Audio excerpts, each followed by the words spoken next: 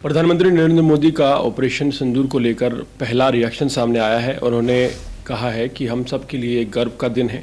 PM Modi ने बुधवार operation सिंदूर के बाद सीसीए की बैठक में हिस्सा लिया। इसके बाद कैबिनेट की मीटिंग हुई। पीएम इसमें भी शामिल हुए और कैबिनेट में भारतीय सेना की कार्रवाई की तारीफ की।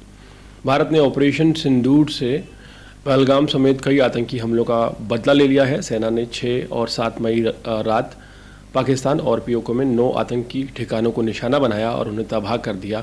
पीएम मोदी की अध्यक्षता में हुई कैबिनेट मीटिंग में सेना की इस कार्रवाई की तारीफ की गई। प्रधानमंत्री नरेंद्र मोदी ने कहा कि हम सबके लिए ये एक गर्व का दिन है। वहीं सीमा हैदर पाकिस्तानी मेजर सामिया है या कोई और है, सीमा को लेकर उत्तर प्रदेश में अदालत में एक मामला चल रहा है। पुलिस इसकी जांच कर रही है। सीमा हैदर कौन है, ये किस मकसद से भारत आई है, इन सभी तथ्यों की पड़ताल पुलिस कर रही है। सीमा हैदर पाकिस्तान की कोई जासूस है या नहीं, इस पर पक्के तरीके से अभी कुछ नहीं कहा जा सकता। इस मामले में पुलिस की जांच पूरी होने और अदालत के फैसले आने का इंतज़ार लगातार सभी को है। पहलगाम हमले के बाद से ही सीमा हैदर ने जहां चुप्पी साध रखी है तो सोशल मीडिया पर उसके लेकर बहस तेज हो गई है। सीमा हैदर को लेकर तरह तरह की अटकलों की बाढ़ आई हुई है।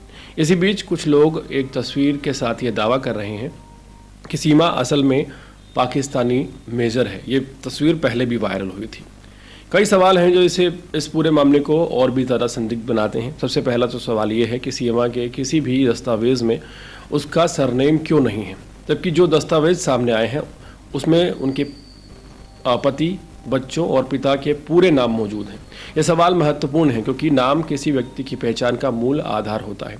सरनेम की अनुपस्थिति इस बात का संदेह उत्पन्न करती है कि कहीं कुछ बड़ा तो नहीं छिपाया जा रहा।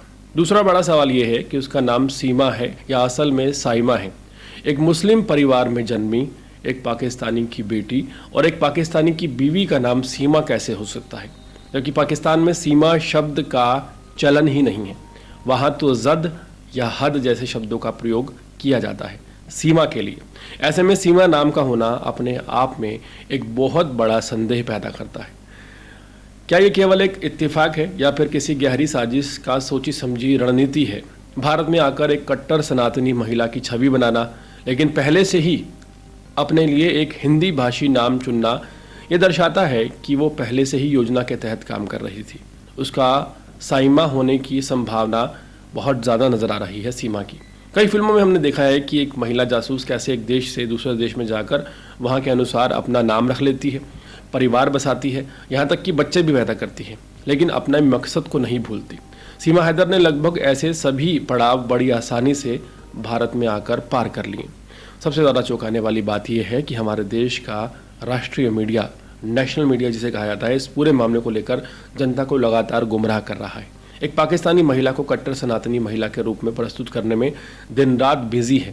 यह सवाल उठता है कि कहीं मीडिया भी इस पूरे नैरेटिव को बढ़ाने का हिस्सा तो नहीं है।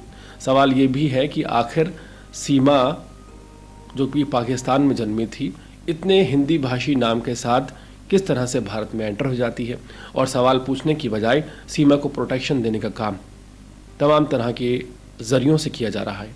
इस पूरे मामले पर आपकी राय क्या है? कमेंट सेक्शन में ज़रूर बताइए।